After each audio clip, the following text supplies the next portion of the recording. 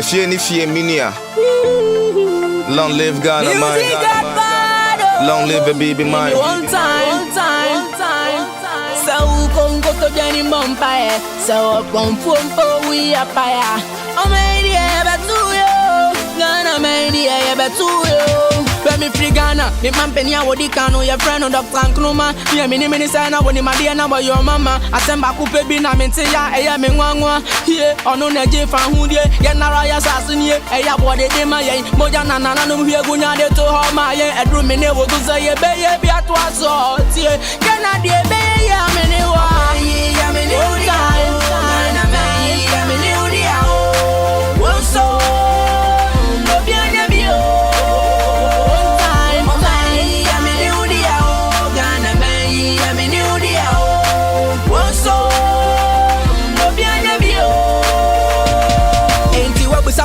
And Jankay on one Diana and I'm possessed every Obiana war and any Jana and the emphasis kind of suffering from them friend come Nayan to Jomon Camfoya who say a kind of animal there be and so did video some you know the Ghana city Obia baby and now to any greedy I bet Janka Bitty baby and I will go to Kuibia and Kobini Libya when I was so young.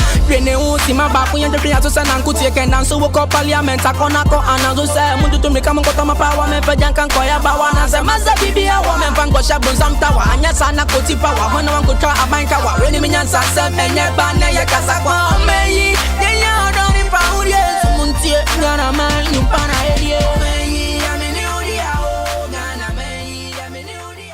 Hello and welcome to the road edition of Diaspora Weekly. My name is Jermaine Nkrumah and you're watching Diaspora Network Television. Today we're blessed to be joined actually not in the studio because of the nature of a conversation and the busy schedule of my guest. We had to come to him. We don't do that very often. But we're here at Job 600, right? Yes, Job 600. With my brother, Honorable Kennedy Osei. Yes. MP for Akim Swedu. My brother. Thank you. Yes. On my show, I guess you're welcome, but we're on your premises. So who welcomes you? That is everything goes. That's everything fine. goes. Very good. Thank you for joining us. Thank you too. Today we've come to we selected you to come and talk to you because in the social media space. You've been very vocal. Most MPs feel like they say, I'm just keeping quiet, staying in my lane. But you've been very active in terms of projecting a lot. So we came to talk to you about these things. But before we get there, we want to know about you. Who is the man behind the MP? Well, thank you very much, Jermaine. I think it's a great honor and opportunity for, like you said, you don't normally walk to offices to be conducting interviews, but because of some, let's say some few hiccups, so you have to come here and then absolutely. I not to mention you're extremely busy. Yeah, because I've tried to just get the opportunity to meet, but I think we've not been getting. But well, Kennedy Osei Nyarko Osei, I mean, is a very young politician. I'll be 43 in April 2nd. I have always been very active in politics, in my those days, my school days. Where did you go to school? Well, I went to Akim Agona Swedu Secondary School. That's school.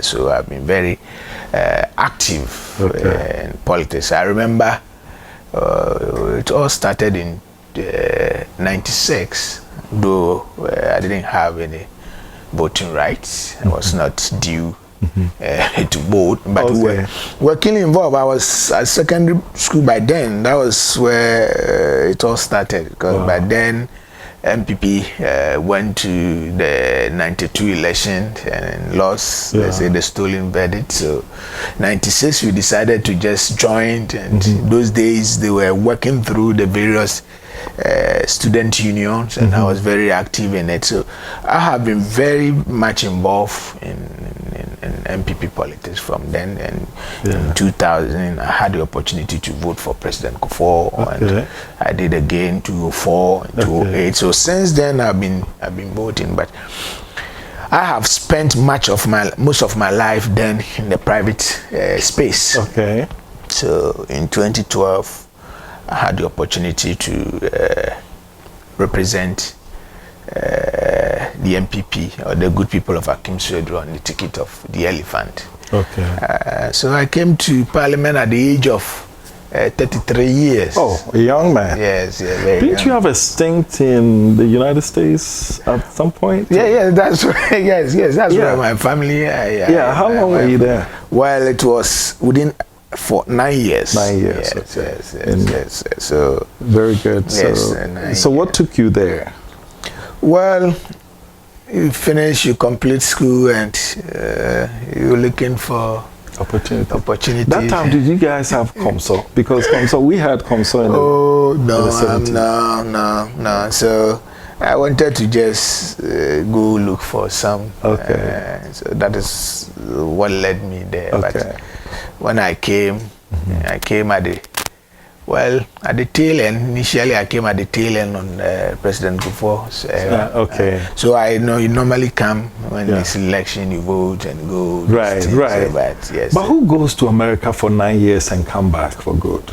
I mean, a lot of people that I know, they're in their 20s and 30 years, but you spent only 9 years. Yes. So it looks like America didn't jive with you, or what? Well, no. So you are looking at the bigger picture. What do you want to do? Maybe I have always harbored that kind of dream that one day I have to represent my people in Parliament.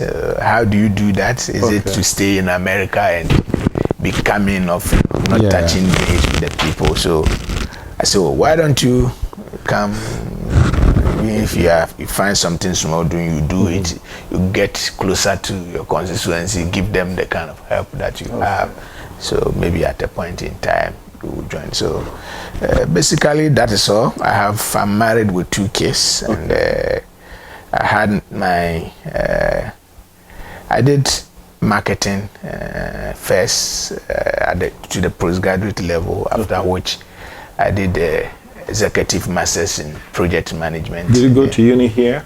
Yes. It's my marketing that I did it in the UK. In the UK? Yes, I did it. Chartered in marketing. This part of the question is where your response would determine whether we're very good friends moving forward or this. Did you go to tech or? No. I did Legon. I did both Gimpa and Legon. Oh Lord, have mercy. I did Legon. I mean, but they are all good. Whether tech, Legon. I mean, these are the best universities that we have in town. So there's not. So you're not a hardcore. No. You're not a hardcore. So you didn't get into Legon versus tech. No, I didn't get into that kind of. Well, no, I was at Ekwafo Hall.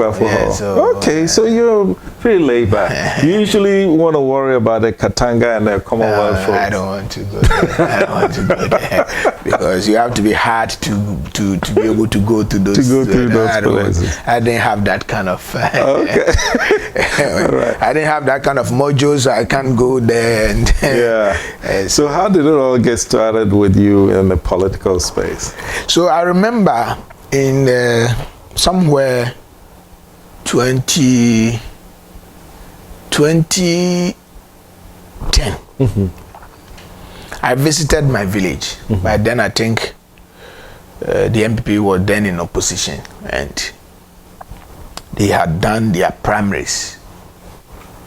So I said, okay, let me go. They were doing some kind of exercise. I think it was the registration of they were doing the voter registration around that period, either 2010, late 20 or 2011. So I went there. So when I went there, I went to the party office. But then I didn't even know where the party was. So I went there, and one of my colleagues, but the party people are meeting. You are a very active person, because I was active in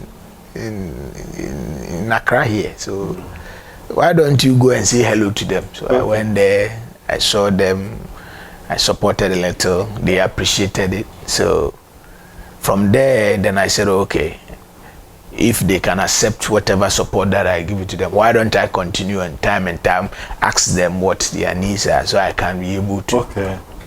So I decided from time to time I was just supporting them and all those stuff. Little did I know that even in 2012, there will be a time that they said the constituency was going to be splitted. I didn't know. So I was just doing it for the future, that maybe future want our candidate or our MPs no more, I had the opportunity to go in. Right place at the right time. So I was just helping with no intention of contesting now. So one day I was there, they called me that, President Mills want to create additional, I think it was 45 or 40 constituencies. Yeah, I think I remember that. It was 45. 45. 45 new. And that they have marked my area. I said, wow, really? I said, yeah. So you have to get yourself ready because we don't have. By then I know the certain MP had lost the primaries to Honorable Robert Amwa, who succeeded that MP. You know, the MP was Honorable Bosompim, Joseph Bosompim. Okay. The senior brother of the current controller and accountant general. Oh, okay. He was the MP. Okay. So he lost the primaries. He only went for just one term. And lost the primaries. Wow. to Honorable Robert Amwa. So when I came in, Robert Amwa, you know, Achiasi and Swedru, it was just a big constituency. So when they splitted, Amwa comes from Achiasi, so he has to automatically go to over Achiasi. there. So that left your place wide open. Wide open. Wow. So I came in. Right place at the right time. I came in and they gave me the opportunity, and so far I think I have to thank the people of Achim Swedru. I think they've done me so much good. Very good. It's such opportunities. Yeah, it's really happened. That's so by that time you had been to the States and back, right? Yeah. So what I was doing is I go and come. Okay. Even when I became an MP, I have to trek because your family go there. So I visit there not less than even 4 times a year. I've been going there. I've been going there. So tell me about the electoral process, the campaign process, and I'll lead you into this. I'm from Offensive, right? Okay. And prior to me coming back, NPP USA, we would come and help some of the MPs campaign. And I saw what they went through was like too much. So when I came, they asked me to run. I said, I don't think I have the heart for it. Okay. How do you develop a heart to run a parliamentary campaign in Ghana today? Well, it's quite expensive, and not expensive in only monetary wise, but expensive in time wise, because you have to devote a lot of time to touch base with the people, let the people feel that you are part of them. They should see you, because I realize that the people will love you or they'll support you when they see that you are one of them and you are with them all the time. So that is the first thing that you have to do, that you have to build that good relationship with them. If you don't have that relationship with them, even if you bring billions of cedis, you won't succeed. So that's what me. So money, relationship. Yes. Which one wins parliamentary seats in Ghana? So I have seen people who have a lot of money who have decided to influence the election with money, but they have not been successful. A lot of them. I've seen people who have built good relationship with little money. They have succeeded. It sometimes it's also depend the dynamics in the area. Elections, I mean, is very complicated one. It's going into election, very complicated, and there's several factors that plays. But the first of its kind of its most is make sure that you don't joke with your relationship. That one, because at the end of the day, you have a good relationship, and somebody brings money, and because of you pay something, you even motivate them with something little.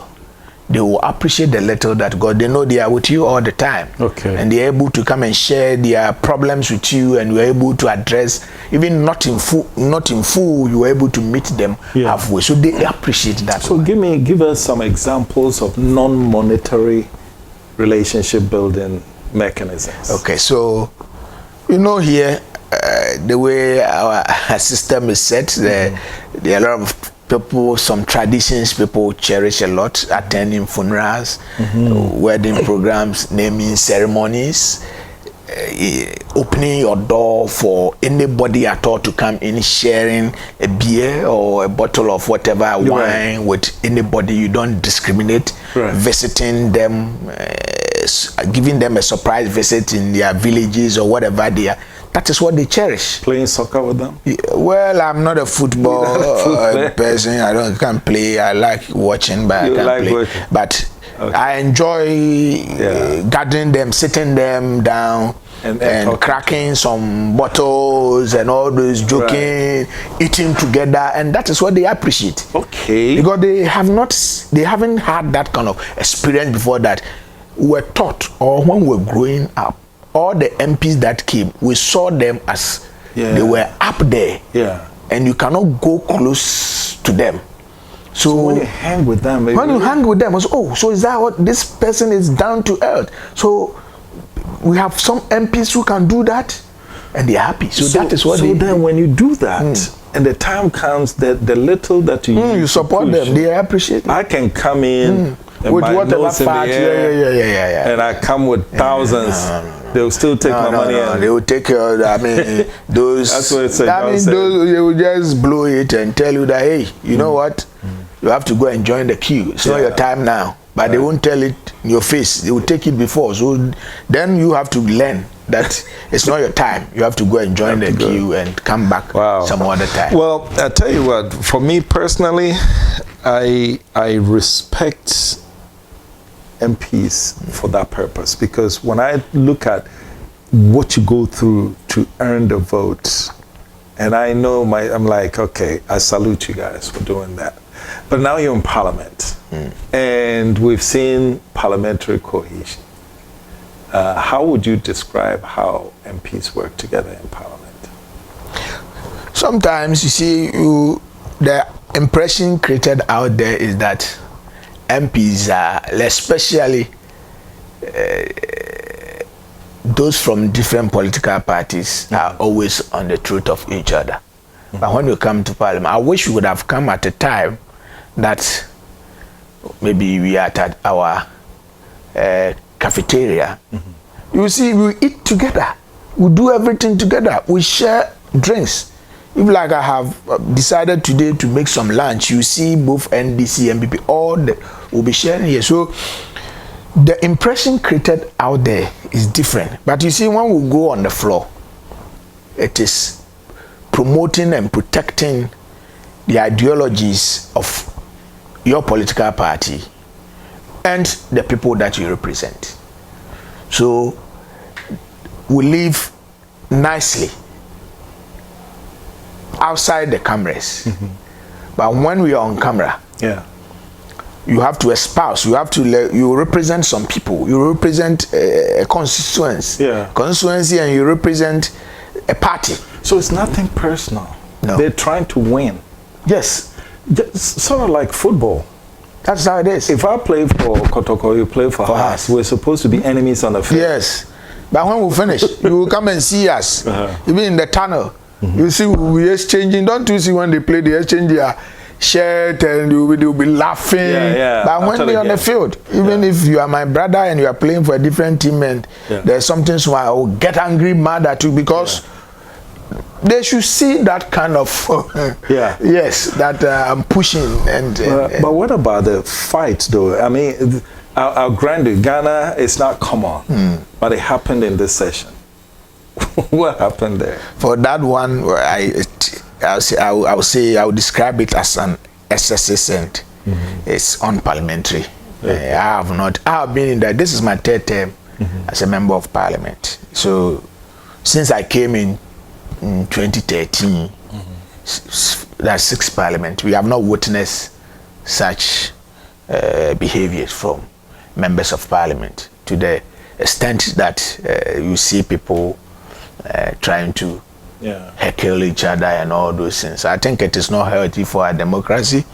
It might happen in elsewhere, other jurisdiction, but Ghana has become a beacon of democracy. Yeah, and we're laid back as a people. Yeah. So would you attribute that to youthful exuberance? I would not say youthful exuberance. And most of these people who have been leading some of these things in Parliament are the first timers, especially on the part of the NDC, that have come to Parliament. They are first. If you see most of them in camera, these are people that have come first time in Parliament. So they think they're trying to make a name. But you can't make such name. This is a bad name that you'll be creating because everybody is watching you around the globe. So I think it was something uncalled for. We could have dialogue. Even if there's no consensus, we would have used whatever legitimate legal means. We have a standing orders that we transact business with. So we could have restricted ourselves to that, and that would have been. But you see,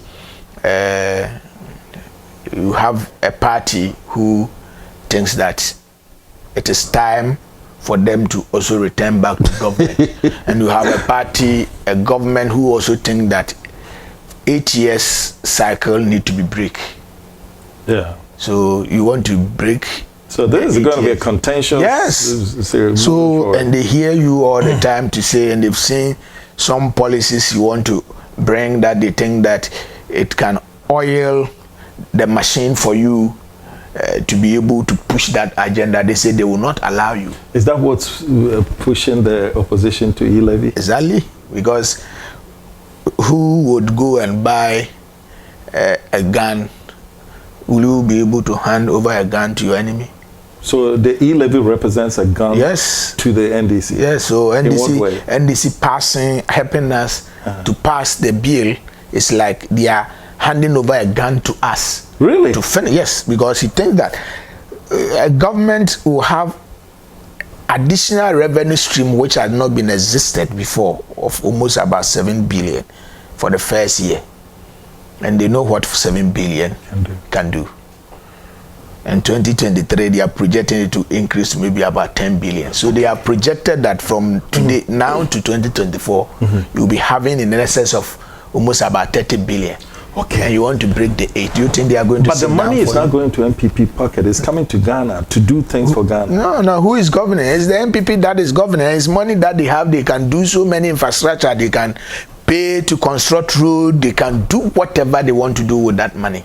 And will you sit down that this new revenue that we were not expecting it from anywhere, and within 3 years you are going to have access to 30 billion. And just imagine what 30 billion is going to do. Okay. So they won't allow you, and they've sat down and they have analyzed it, and they know exactly what that money could do to their party and jeopardize their effort in wrestling power from the MPP. Right. And they are not going to so in our final couple of minutes before we go on a break, what happens? Do you think the NPP can pass the e-levy based on the voting dynamics? Well, we had the opportunity to pass it, but we missed that opportunity. We missed it because when we had all the 138 in the House, that we could have easily passed it. We on our side, one of us, were nowhere to be found. You think it was sabotage? I don't want to go there, whether it's sabotage or something. I don't want to go there, but it's a mind-boggling that at the point that we needed the people that the people we have voted for to be there to support, we could not find one of them. So, and many people are linking that behavior because we know till date. I don't think we know who voted in the speaker. For the speakers, well, I mean, we have an idea. It's easy. I mean, if they want to know, they will know it. I don't think it's a difficult thing for. Right. It's an easy thing that they will be able to know. So, well, it has happened. That's where we find ourselves. But like I said, we had the opportunity to pass it in December, but we miss that opportunity, and we are still missing that opportunity until we get a number. Because if you have all your numbers 138 in place, what can't you? It's as simple as that. What can't you pass it? The NDC will never support the passage of the e-bill. They will never. Yeah. They will never support the passage of the e-bill. So if they are not going to support the passage of the e-bill, get your numbers in place, and that is what they've told you. From what you said, what would it take to get the numbers in place? Well, we know the problem. I know you know the existing problem that we have. I'm very naive. Well, it's everywhere. They've been discussing that the member of parliament for Dome Kwabenya is not around. She has traveled, and if she's not around, it's going to be difficult for us to pass the bill. And that is the issue. That's where we find ourselves. And for me, sitting here, there's nothing I can do about that. All right. So, we're going to go on a quick break. When we come back, we'll shift from the legislature to the executive. This is Diaspora Weekly on the road. Stay tuned. We'll be right back. Tap, and stand. It's okay. Go. Let me speak to my people. Now, let me speak to you. I know the stress people go through when they want to send money from abroad to their family members and loved ones in Ghana and even Africa. See, if you are in the USA, if you are in London, UK, Canada, Europe, any part of the world, see, Tap Send has made it very easy. All you have to do is to tap and send. Within a twinkle of an eye, your money will be sent with no stress. It's very fast, convenient, and easy to access everywhere. What are you waiting for? Just tap, and send. Download Tap Send now on Google Play and App Store. Tap Send. It's secure, convenient, easy, and fast.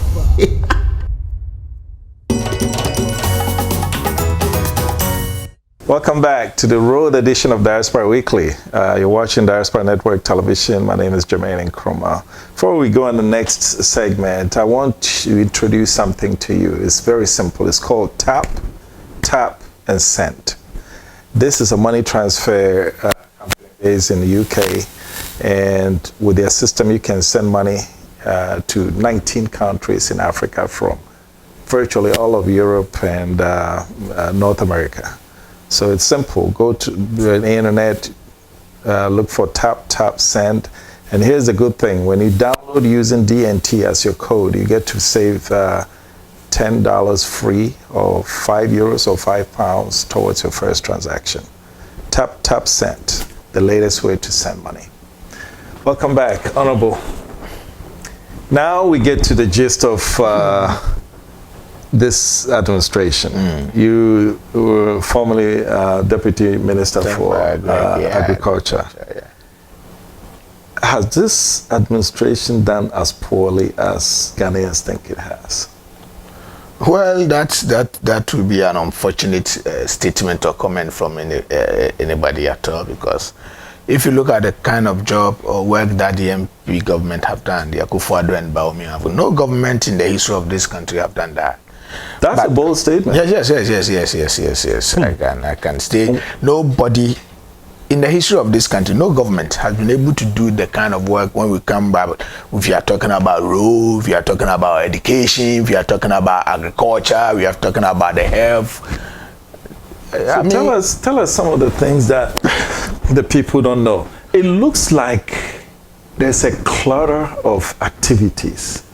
So the people are confused, rightfully. So how do you break that? Because people are saying, well, I mean, that's kind of statement, I mean, it goes on all the time. I mean, if you look at where we are coming from and the kind of governance that we've been practicing for the past years, anytime there's some kind of paradigm shift in the governance structure, people tend to make some kind of I will not say complaints, but I tend to make some kind of unfavorable comments. And Akufo-Addo came in, we all knew how the economy was run by the previous government. The economy was on its knees. Everybody is aware of that. And that economy, at that time, they did not have school fee, they did not have free SHS, they did not have planting for food and job, they did not have NAPCO, they did not have teacher training or nursing training allowance, they did not have one district, one factory. All these things were not there, but the economy was on its knees. You have a government that comes within the first year in 2017, decide to take a bold steps that I'm introducing free SHS to put poor Ghanaians into school. And I'm ready to commit billions of Ghana cedi into doing that. And he has been able to do it from day one up to now.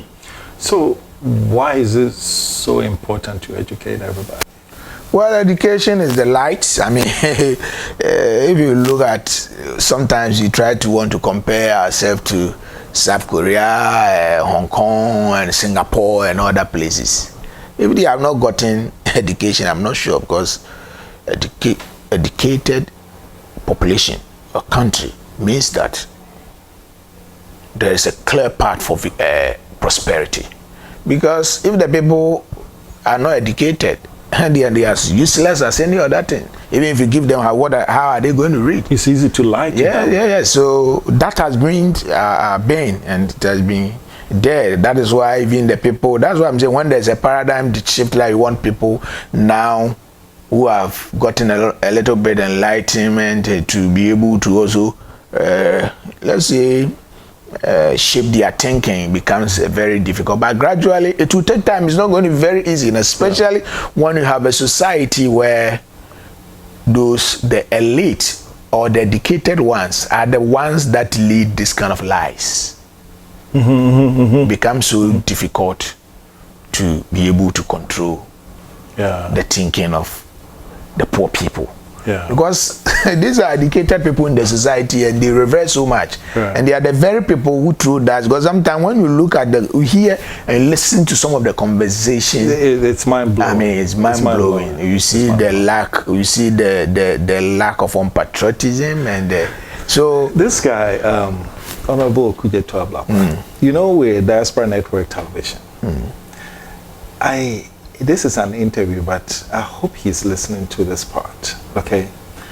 When COVID broke, he made this grandstanding press conference about how our students were dying in China and that we should bring them home. Big deal about it. Meanwhile, DNT, we had a correspondent in China who gave us video evidence of how these people were being taken care of, both by our government through the embassy and by the Chinese government. But there's no other way to characterize that other than say that he was just blatantly lying. And then he did it again. The Ukraine train carrying Ghana have been attacked and all. With Ghanaians in it. And here again, fortunately, we had a correspondent there. She brought evidence. There's no such thing. Why do you think he does? I mean, there's one thing about propaganda and spin, and then there's outright. This is a deliberate. I mean, it's a well thought out strategy that they know. I mean, like the former President Mahama said that, Ghanaians have short memory, so some of this, and it is true. I think I tend to believe whatever the former President Mahama said, that Ghanaians have a short memory. Yes, that is true. I'm beginning to believe that it is true, because if it is not so, like look at how this economy was poorly run. Look at the nice interventions that go for the government. Today, people sleep and hardly do their lights go off. But today, you have people who complain. When it was the doomsday time, people complain when the light goes out for 30 minutes. Yes. They've forgotten that for past 3 to 4 years, we were sleeping in darkness. Today, that's human nature, though. So that is what makes it so difficult when it comes to our politics here in Ghana. It becomes so difficult. So even if you're a leader and you have a good heart and you want to do something good, I mean, the opposition party now teamed up with other people and they try to pollute the environment. The idea, look at the way as I'm sitting here, like you rightly mentioned, Honorable Samuel Okudzeto. You know, he was the one who had been leading about the president renting private jet. Right. I did a simple and just calculation. I see no Ghanaian will sit down. I know most of them, including even the elite or those people who are talking about, they won't do it. And even the radio presenters, they won't. And that's one thing you do very well. Yeah. You bring out the facts. So I tried to spend time. So I did a simple calculation. Okay, the president normally travels with not less than a team of about 20 people. President, his bodyguard, foreign affairs minister, and other, maybe depending on whatever he's going to do. So he goes with this kind of all these people, these top people that he has to travel with. So let's assume he's traveling with 20 or the trip that he goes.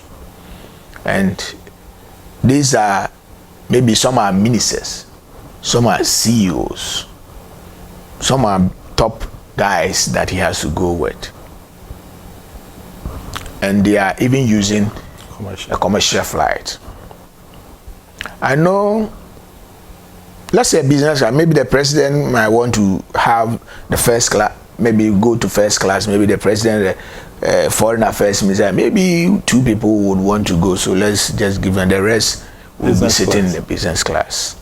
A business class ticket from here to maybe in America or let's say in London, in Europe, will not cost you less than 3,500.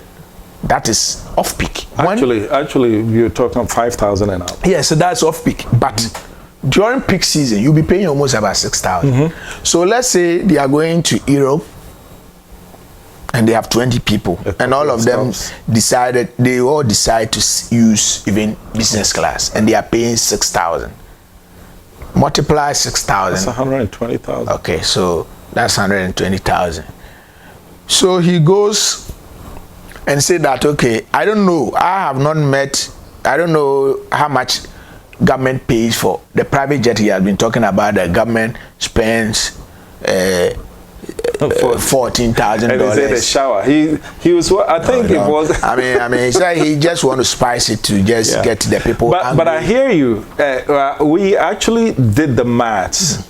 If they had gone on commercial, the cost savings would not be. It would be negligible. But then you're worried about. Maybe one group will arrive, another group had their flight. So I wanted to come there. So I don't want to, because if the president want to go and they want to they have advanced. But the problem is, anytime there could be president meetings outside, most often are sometimes emergency things that he has to attend to, and you may not have a flight that can carry everybody. Yes. So you have the protocol people advancing that have to go before the president comes. All these are costs.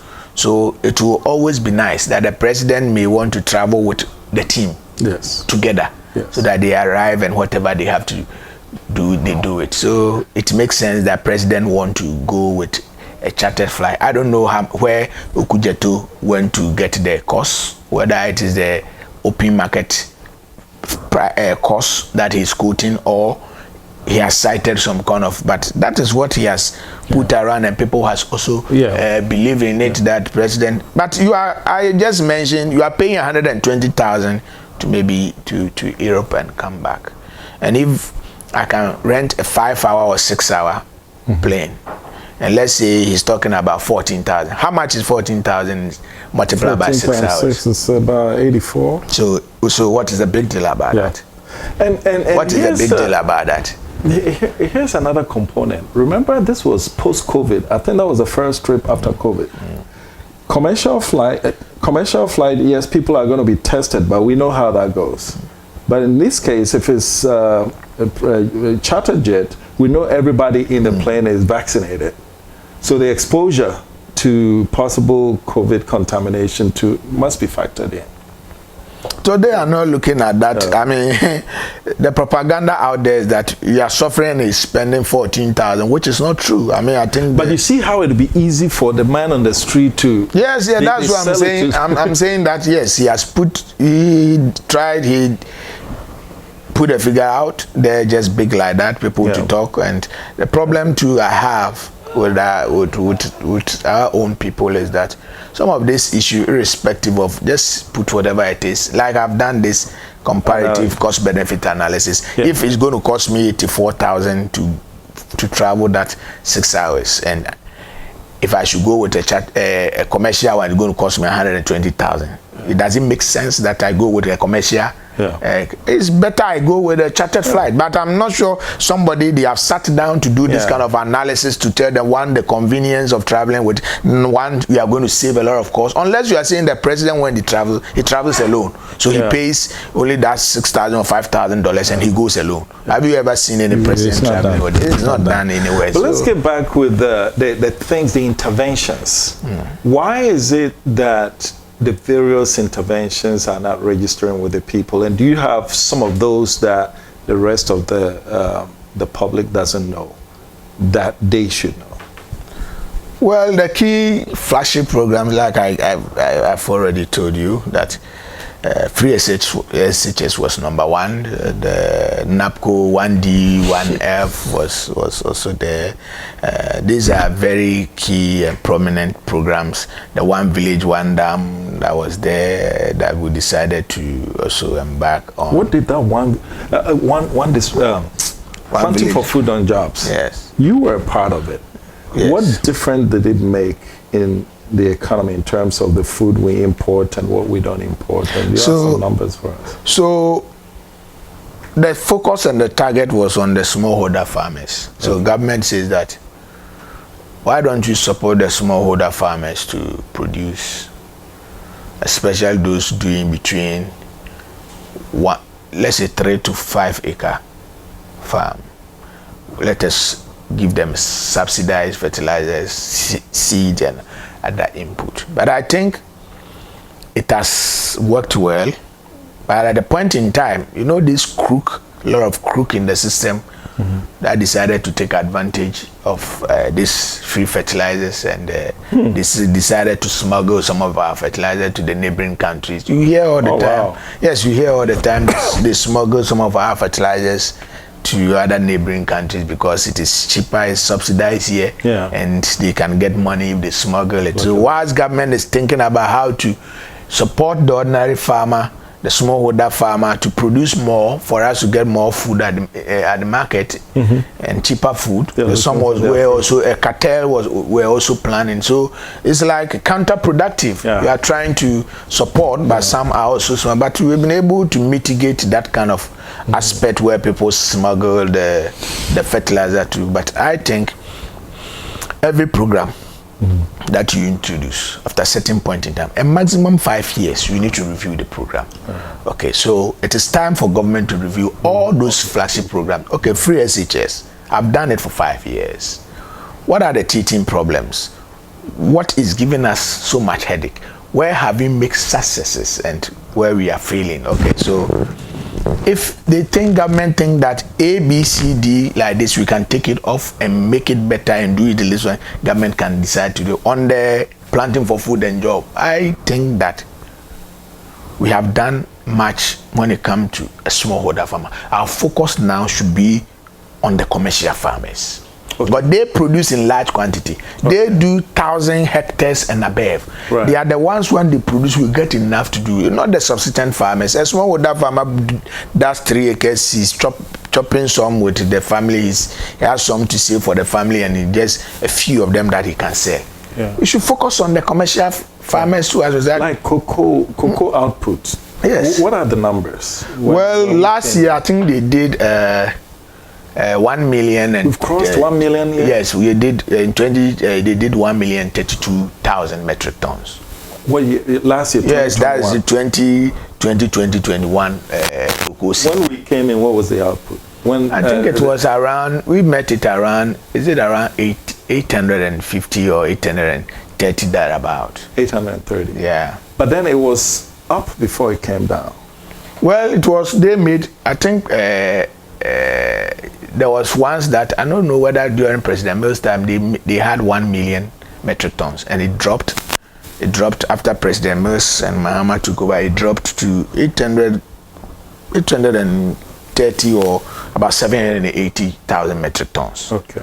Then we decided to put it up. We put it, and last year we had. Well, there are those who say the government has borrowed a lot of money.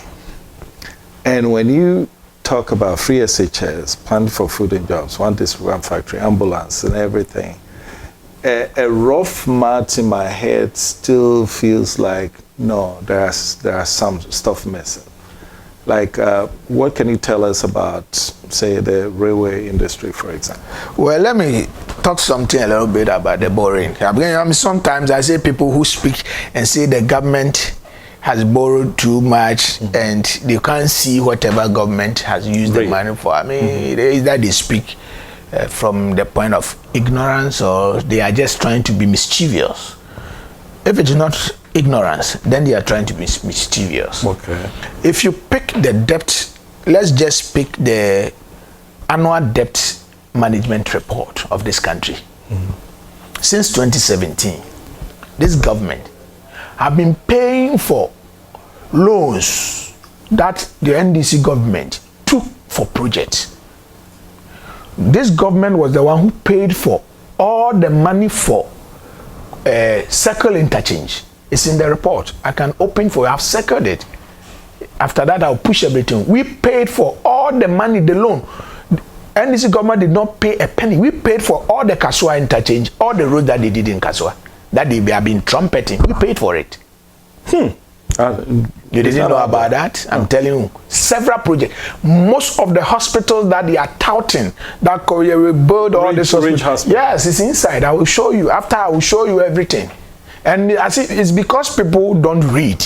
They don't have time to research to know. When you take the annual debt management report, you see Ghana's or the country's debt position when we took the loan, when we are servicing it, and all the loans that President, most of them, bigger ones, who were paying it. Some even about. So these flagship programs, in Dubai, they call it Dubai. Yes. Kasua interchange. More. So they took the loan. They took the loan, they signed it, they did the project. Some of them, they did the project, they cut the salt, but the loan was not matured at the time. So we came. So the very first payment. Yes. We have cleared it. Most of the money that we have cleared, because some of the loan that they took might be for 4 years or 3 years. You have to pay for it. Why isn't the MPP talking about this? I don't know. That's why I'm saying that to get the information, these are information, and who is giving them the information? And you have to sit down and be able to tease out the information by yourself. I don't know how many people even know that there's a report called annual debt report. Yes. There's a report that we produce every year. We place it in Parliament for you to know our debt position, and in it we have stated everything, and it corresponds with the project. You see that maybe circle interchange, we took money, maybe the value at that time, the total project is about 600 million is there, or 1 billion is there. This government have cleared it. If like I would have put in, I would have made your cameraman capture some of them for them to see. If you give it to us, we'll do it. Yes. And these are the issues, and I've marked it. I've used red listen to mark all of them. Okay. So you know, some we are even going to pay some now. We'll pay some next year. We'll pay some 2024. Okay. We are paying, and so you go for loan. You don't make any arrangement to pay. This government comes, the loan is due or it's mature. We have to look for money to pay. Yeah. And we are paying. Okay. And the same people will come say, oh, we are not seeing what we are using the money. And I gave them another page on the same annual debt report. All loans that this government has also taken has been profiled with corresponding projects. Okay. Before we go on a quick break, a couple of minutes. there are two areas that the NPP made a lot of noise against the NDC when they were in power. And it looks like NPP is having the same problem. Two things, the cedi depreciation and then fuel prices. What can you tell us about those? Well, the fuel issue, I know, is a very, I don't know how to, but very sensitive area. It's sensitive in the sense that we are price takers as a country. We are not price makers. We depend depends largely on importation of finished petroleum products because we don't have enough here. Somebody will say, oh, we produce oil. And I say, you see, another ignorant statement that they make. You produce oil. Yes, we produce oil here. What is government stake or the country stake in the oil that you produce? So we have about 3 different fields that the Jubilee, the Ten, the Tome, and I've forgotten the other one. These are 3 fields that we have. All this oil that we produce, our stake, we get average our participation, our current participation interest in it is averagely 17%. Yeah, 17, 18 thereabouts, yes. Okay, so if that is your interest, currently they are producing, last year, daily production was 174,000 barrels a day. This year they projected to 180. Okay. So strike 17% from it. Yeah. That is what comes to government. It's almost about 10 point something million barrels a year. Convert it into liters. Here, this country, even last year alone, we consumed a total of 4.6 billion liters of refined, or let's say finished petroleum product. You know, people don't know, so they make that kind of statement. We imported almost about $2.7 billion of worth of finished petroleum product into this country because we don't have it. The oil that we are drilling does not belong to us because this is a new industry. We did not have the capacity. We did not have the required investment. So investors came in. They put their money in it. They bought the drilling ships. All the things that they need to put it in place to do the drilling, they invested it. And you want 50% or 70% of it, which investor will do that? They won't come. You know the cost of even an onshore the drilling? Yes. $900 million. Yes. That was the first one. The first one. The second one, it could be 1 billion plus. Yeah. We don't have that kind of money sitting anywhere. Ghana does not run the economy of a surplus economy. We run economy of a deficit economy. Right. So these are some of the challenges that we face. They say, yes, if we are able to process, it's a decision by the investor that, okay, all the oil that we are producing, we want you to refine it for us here before we can sell it. It's their decision. That is even if if Tor is... Well, definitely we will position ourselves if they say they want to, but they will not do it because they can do the refinery somewhere else, which is less expensive than what we will do here. And one thing I know about crude oil, there are some specific refinery that refines specific crude. That Tor was built in 19 It's for other our crude cannot be refined. But we'll go on a quick break, and when we come back, we'll touch briefly on the city, and then we'll go to the other segment. Right. This is the road version of Diaspora Weekly. We'll be right back.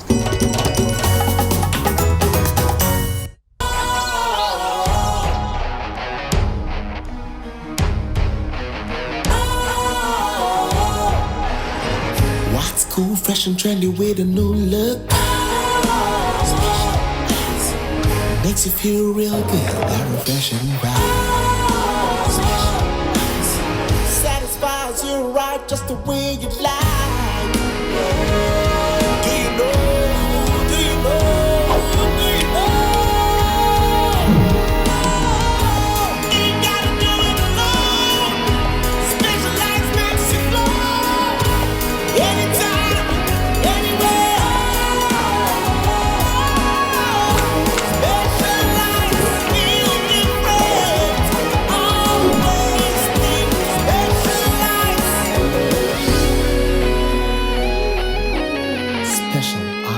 natural mineral water. Feel different. Think special. This advertisement has been vetted and approved by the FDA. Hello and welcome back. This is Diaspora Weekly. My name is Jermaine Nkrumah, and we're joined by Honorable Kennedy Osei Nyarko, MP for Achimswedru. Yes. You've educated us a lot about things, a lot that we didn't know coming in. But the city, you touched on the fuel. Yeah. What about the city? Well, you see, our problem as a country that we have not been able to address it fully is our inability as a country to be able to export more and cut our imports. Yeah. If you have a country where we largely depend virtually everything from outside. 80% of all the things that we use in this country are imported into the country. So you want to match that with exports. Your export and see. Yeah. You are not able to do much export. Yeah. So when we are doing export too, it is dollars that we use. Our CD is not recognized in anywhere. It cannot be used for any international transaction. The currency that we use for all international transactions are either in dollars, in euros, or in pound sterling, not even UN. So this morning I had the opportunity in one of the sister stations. I said, what? I have two proposals for government. Immediately, one of the drastic, I know it's going to be very tough, and it will come with a lot of noise, and the opposition will support the Importers Association or whatever it is that government should take a decision that henceforth from now we can only allow 50% of what we use, import of what we have, we need here. That would be do a lot. Simple things like rice. So why do we need to import rice? Well, so people, Ghanaians say they want a foreign taste and whatever it is, but they don't. Then they shouldn't cry when the cities. Yeah. So you don't have everything is imported. Okay. And it put pressure on the currency, yeah. Because anybody who want to go import has to change the money into dollars. Yeah. We don't have the dollar because we don't use dollar here. We only get the dollar when we export things and we are paid in dollars, and it comes and goes to Bank of Ghana reserves. So the little dollar that we have, there's pressure on it. Yeah. Everybody is, because this year government decided I'm not going for Eurobond. Mostly the Eurobond comes in 3 billion and comes in dollars and it's in our reserve. So all importers who want to import are able to get some of the dollars to do their import. But here is the case that we don't have it, because we did not go for Eurobond. So that 3 billion that could have come is not there. This year, Cocoa Board has not gone for their syndicated loan. They are yet to go for.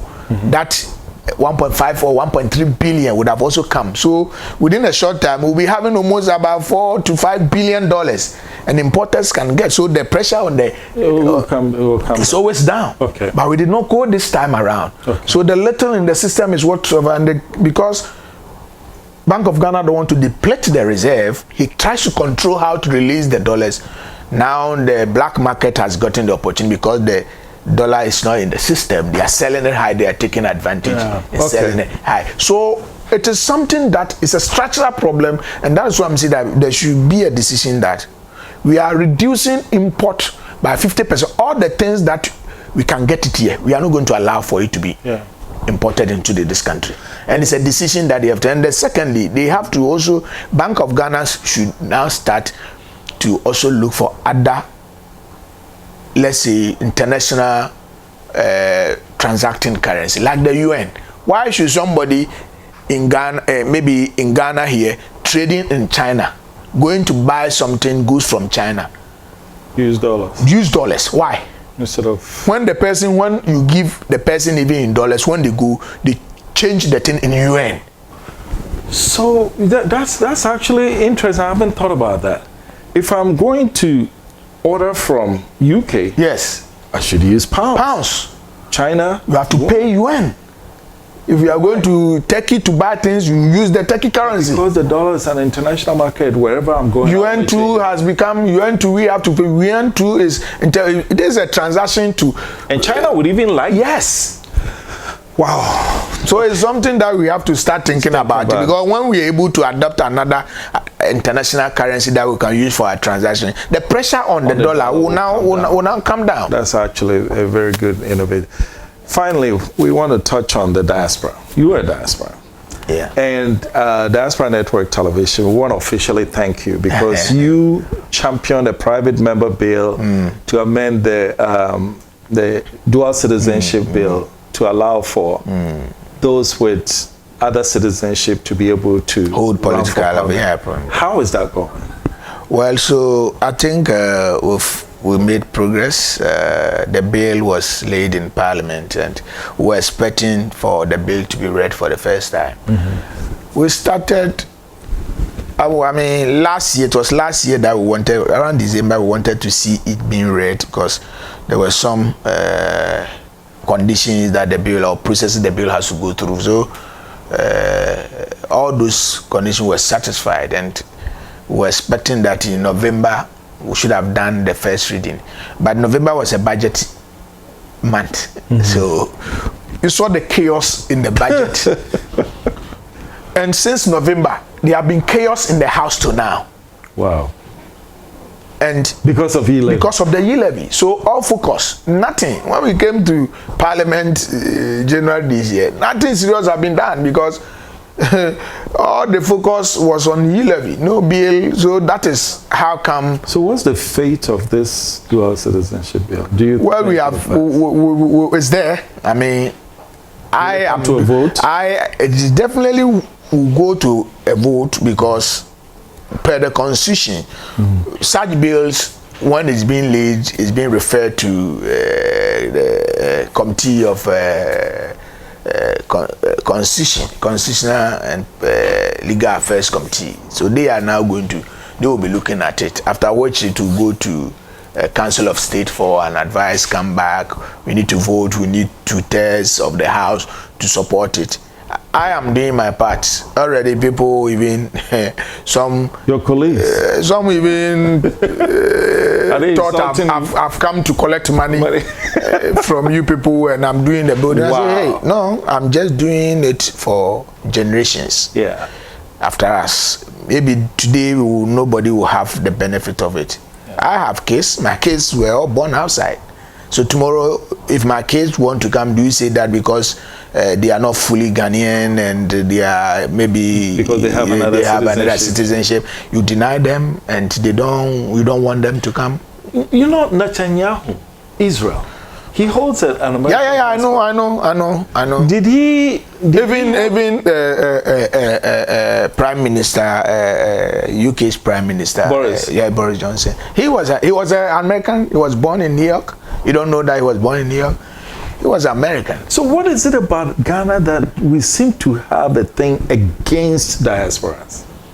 Well, I will not say they have something against. Well, I know Ghana. What I'm talking about. If you hear the what fear, I hear, some of them, the fear sometimes is that, one, you people have more rich experience because you were exposed. You have the exposure from outside too. That is what they fear too. Maybe. But that's supposed to be a good thing for the country. You may think that it's a good thing to you, but they see it as a threat that you have the exposure, you have the experience, and you are bringing it on board. So if you allow you people to come, you come and take virtually everything, because now people will now see how things are properly done, and they think that their position will be at risk. So that is what per my little survey. Okay, so if that is the case, let's take you. You're on the football team, right? You know that this man is a better football player than you are. And if the coach fails this man, we have a good chance of winning the game. Would you be selfish and say, no, Chinchina, as for me, I'll play? You see, when your analogy works more in the developed countries than this third country where the politicians, most of them are thinking about their political party and their position that they hold. And by the way, I'm sorry, I think I misspoke. I didn't mean to imply that diasporans are better. But I was going by your statement that because they are exposed, they are able to do certain things. That's why I made that analogy. And so if people are looking at, there's no other way to put it than selfishness. So I will not even say that they are exposed, or they are better positioned to hold certain positions. But the thing is, they are Ghanaian citizens. The constitution is clear. So there shouldn't be any discrimination in terms of who is a Ghanaian and who is. We don't have first and second class citizens. Once a dual citizen is a citizen of the country, and that's what we have to address that matter. I don't care whatever exposure whoever is bringing it from anywhere, but once you are Ghanaian, you are entitled to whatever position that you want to contest for. Because the moment we bring such segregation, then it means we are saying that there are certain class of citizens who are more important than the others, and that is what the constitution frowns on, and that is what we have to. That is the argument that we have to do. That we don't have any second class of citizens. Okay. We have one citizen, and every Ghanaian, whether by birth or by naturalization or by whatever means, by adoption, or you are a citizen of this country, and you should be given equal right to. Well, I know my producers are going to kill me, but I have to ask you this: the political will to get certain things done. There is one item that actually went through the process and it got passed and it became law, which is ROPA. Since 2006, every year, every election cycle, there's been one excuse or another. What value do you think the diaspora voter would bring? Remember when we started, we were talking about how you have to build relationship, people can influence with money, vote. 3% of Ghana's, actually 8% of Ghana's population lives outside. If these people were voting, maybe it would take the money out. Why wouldn't we look at ROPA? Well, the electoral commissioner has promised that, and in the last election, he said the time was too short for her to put things in place. So let's see 2024. If 2024, but this is the time that we need to start the conversation and be pushing her to see the structures that you're going, because it cannot happen. It won't happen just in a blue moon or one day. There should be a process. So we should start the conversation and find out what measures he has put in place to get that thing done by 2024. So that's it. Honorable Kennedy Nyarko Osei. Yes. Pardon me. Thank you for spending time with us. This has been illuminating. And for you, this is the road edition of Diaspora Weekly. My name is Jermaine Nkrumah, and you're watching Diaspora Network Television. Stay tuned for our other programming. If you any fear minia, long live Ghana, long live a baby mine. One time. So Congo to Jenny Mumpire, so Congo we are fire. I made the ever to you, Ghana made the ever to you. When me free Ghana, me man penny I would decano your friend on Dr. Nkrumah. Yeah, me sign when my dear number your mama. I send back up baby na mente ya eya me nwangwa. Yeah, ono na je fan hu die. Ya nara ya sasin ye. Eya body de ma ye. Moja na no hwe gunya de to ho ma ye. Edru me ne wo to say ye be ye bi atwa so. Tie. Ghana de be ya me ne wa. Ya me ne odi. Ghana me ya me ne odi a o. Wo so. No bien de bio.